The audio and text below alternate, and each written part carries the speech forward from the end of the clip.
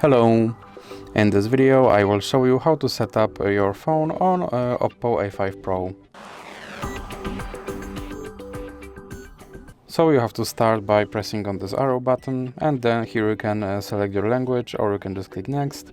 Now you have to select your region and then click next, and here you have to agree to legal information, so click next. Now you can set up your phone using another device, or you can just click skip, and here you can connect to Wi-Fi. Then click OK and click next.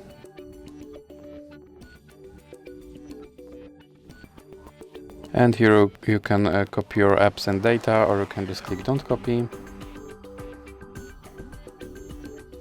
Now you can sign in to your Google account, or you can click skip and then click skip again. Here you can connect to mobile network, or you can click skip and then click skip again.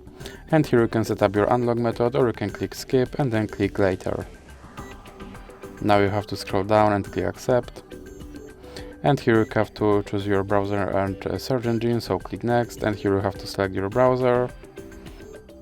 Then click set as default, and here you have to select your search engine and click set as default.